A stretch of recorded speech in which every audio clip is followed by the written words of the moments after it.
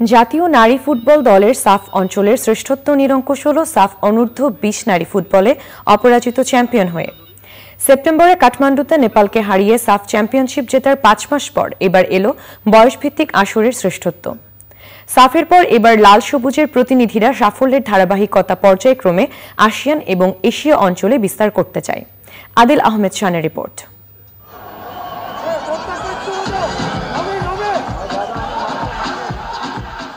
সাফ ফুটবলে ৫ মাসের ব্যবধানে বাংলাদেশ নারী ফুটবলে এলো আরও একটি ট্রফি।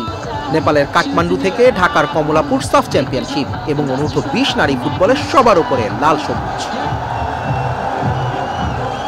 ২০১৭ থেকে ২০২৩-এর ফেব্রুয়ারি পর্যন্ত সাফ সিনিয়র কিংবা বয়সভিত্তিক নারী ফুটবলের ৯ ফাইনাল খেলে মারিয়া তহুরা শামসুন্নাহাররা জিতেছে ৫টি শিরোপা।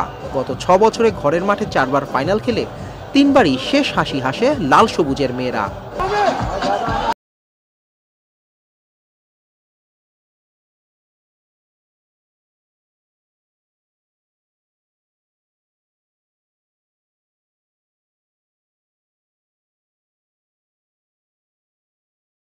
নেক্সট টার্গেট হচ্ছে এফসি খেলা, এটা হচ্ছে বাংলাদেশেই হবে, তো আমরা চেষ্টা করব এটা তো ইনশাল্লাহ চ্যাম্পিয়ন হওয়ার, কারণ এটা আমার দায়িত্বে চ্যাম্পিয়ন হয়েছে, এই জন্য আমার জন্য এটা বেস্ট। আর এমনিতে হচ্ছে সিনিয়র টিমে যেহেতু আমি খেলছি, আমি গোলও করছি, তো এটা আমার কাছে সবচেয়ে সেরা। সিঙ্গাপুরের বিপক্ষে ফিফা ফ্রেন্ডলি ম্যাচ বাতিল হলেও বাহরাইন কম্বোডিয়ার মতো শক্তিশালী দলের বিপক্ষে ম্যাচ আয়োজনের চেষ্টায় বাফুফে।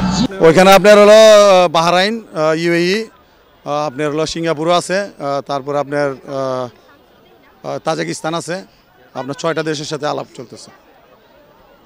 মানে যে আপনার আগ্রহ দেখাবে তার সাথেই হবে মার্চের মাঝামাঝি। 20শে মার্চ ঢাকায় 7 জাতির সাফ অনূর্ধ্ব 17 নারী ফুটবল চ্যাম্পিয়নশিপ। বিশেষ বিবেচনায় এতে প্রথমবার অংশ নিচ্ছে রাশিয়া। খেলা চলাকালীন সময় কিন্তু আমাদের প্রত্যেক দিনে আমাদের আন্ডার-17 এবং ন্যাশনাল টিমের খুব ভালোভাবে প্রিপারেশন চলছে, তারা কঠোর অনুশীলনের মধ্যে আছে। আজকে সকালেও আপনার 2টা টিমের খুব ভালো ট্রেনিং হয়েছে। এভাবেই এশিয়া এবং বিশ্ব মানচিত্রে নিজেদের প্রতিষ্ঠিত করার স্বপ্নে বিভোর লাল সবুজের মেয়ে ফুটবলাররা। আদিল আহমেদ শান, চ্যানেল আই, ঢাকা।